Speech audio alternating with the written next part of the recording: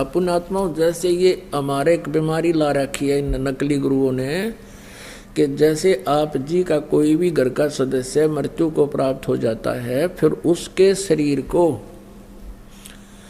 सभा करने के उपरांत, अंतिम संस्कार करने के उपरांत उसकी अस्थियों को गंगा में डाल कर आना कंपलसरी बना रखा है। क्यों बना रखा है, किस लिए? और ये कहते हैं तेरे पिता की गति नहीं होगी, तेरी माँ की गति नहीं होगी यदि वहां नहीं डाल का होगा। वहां फिर और ठग बैठे। यहाँ के भेजने वाले एजेंट अपना कमीशन ले लें और वहां बैठे वो जो गंगा में डलवाएंगे उन अस्थियों ने, वह न्यारे चार्ज करें। अपने आत्माओं ये सब अज्ञान के कारण, तत्व ज्ञान के अभाव से हो रहा था।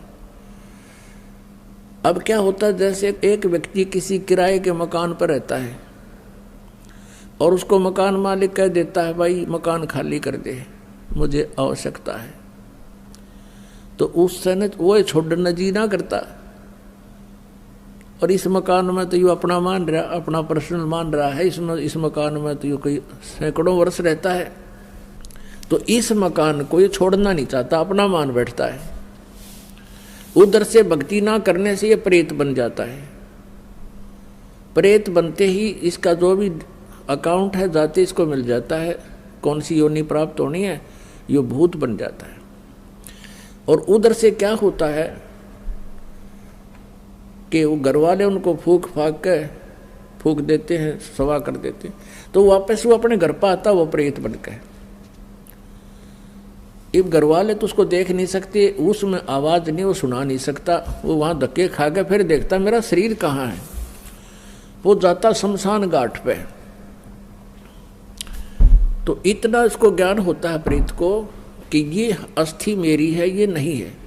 तो अगर वहां उसको कोई अपनी अस्थि मिल जाता है, यो हार्ड ना जड़ा हुआ, उसको चिपक जाता मेरा है, यो मेरा, नुतकती चिपट जाए उसका। और ये सद ये क्या करते हैं, सेवड़े उन अस्थियों को उठा लाते हैं और वो अस्थि के साथ आता वो प्रेत, फिर वो उसको अपने जंतर मंत्र से जकड़ लेते हैं, अपने अधीन बनाकर फिर वो दूसरों को दुखदाई हो जाते हैं। तो इस कारण से इसका उन्होंने निपटारा करवाने के लिए इन नकलियों ने ये सोचा कि भाई इन अस्थियां न उठाकर तुम वहां डालो, ऐसे गहरे जल में डाल दो जहां ये पितर प्रेत बनकर आवे तो उसका हाथ ना लगे, वो चपका नहीं और वापस तुम्हारे घर ना आ जावे, आसपास भी ना रहे। उनका उद्देश्य तो ये था। अब उससे क्या समाधान हो गया, वो तो बनना था वो बन चुका है, प्रेत बनना था या कोई पशु पक्षी बनना था वो तो बन चुका है अपने पूर्व संस्कार से। अब वो नकीते ठाकर डालने जाओ, प्रेत वो बन ही चुका है। तो ऐसी हमारी ऐसी वृत्ति है इस जीव की, उसी आधार से सुखदेव वाली आत्मा का संस्कार ऐसा था कि उसने गंदे अंडे में ही ऐसे उसका अंडा नष्ट हो गया और उसका वो चिपका रहा, अपना जान के मेरा है मेरा है। यह वृत्ति है हमारी। अपन आत्मा जैसे बच्चा गर्भ में आते ही माता को अपनापन हो जाता है और किसी कारण से वो गर्भपात हो जाता है तो बहुत रोती है कि मेरा था मेरा था। ऐसे ही उस अंडे को गंदा होने पर भी उसने अपना मान रखा था, चिपका बैठी थी आत्मा मेरे, उसका संस्कार ऐसा था। और ये सारा कुछ जो होता है पूर्व निर्धारित संस्कारों से ही होता है। जो पार्वती जी को मंत्र मिला ये भी पूर्व संस्कार थे इसके और पूर्व निर्धारित था।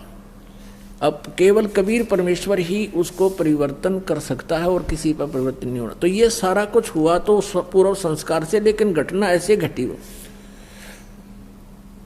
तो वो अंडे को जो चिपका में बैठा था वो सुखदेव वाली आत्मा, इसी प्रकार जो ये अस्थियां उठाने की बीमारी लगाई इन लोगों ने इस उद्देश्य से लाई कि जब जय उल्टा आ गया तो वहां शमशान घाट पर बैठा रहेगा।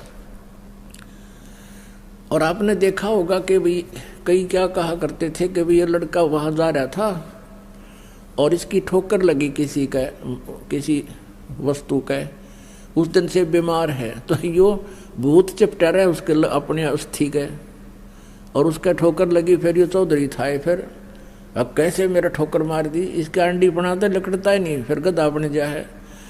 तो वहाँ उनको दुखदायी होता था, इसलिए उन्होंने ये समस्या हल कर दी कि अस्थि यहाँ से फेंक दो कितने, यो एक स्थान पर ना चिपका रहा, अंडे जा धक्के खानता कि तो और धक्के खा लेगा, बाहर चला जाएगा। ये उद्देश्य था। और पुण्यात्माओं कहते हैं यदि आप पूर्ण परमात्मा की भक्ति करते, सतगुरु की संगत करते, ना तो आपने भूत बनना, ना अस्थियां उठाने की आवश्यकता। और आपने यो नाम ले रखा तो कितनी ठोकर लागो, कितने कुछ जाओ चौराहे पर गांडो तुम, और बर्फी खाते हुए आपके निकट कोई भी नहीं आ सकता, क्योंकि ये समर्थ की शक्ति है। एक भक्त बता रहा था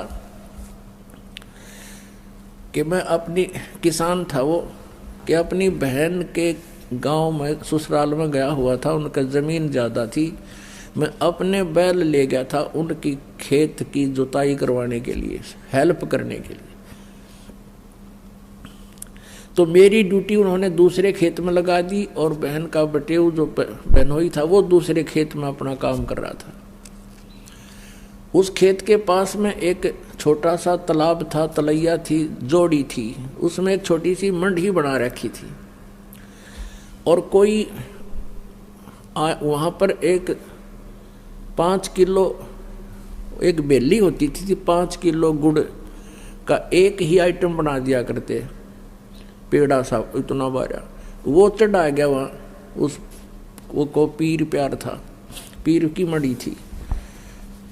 वो कहने लगा मैं बैलों को पानी पिलाने के लिए जब उस गया वहाँ तालाब में, तो मैंने देखा इतना गुड़ दरा बहुत सुंदर, मैंने वो उठा लिया, कुछ तो आप खाया, कुछ कूट छेद के बैलों को खिला दिया, चारे में डाल दिया। और नाम मैंने ले ही रखा था परमेश्वर कबीर जी का, आपके परमात्मा की शरण में आ चुका था। तो फिर मुझे वो इतनी दूर दिखाई दिया, एक दोपहर के समय वहाँ बैठा था मैं, कम से कम 50 फुट की दूरी पर एक 3 फुट का आदमी, सफ़ेद दाढ़ी, सफ़ेद कपड़े और 9 आँखें लाल कर रहा, कहने लगा तू ठाडे की शरण में था, ना तेरा बक्कल तारूं, उतने मेरा गुड़ खा लिया।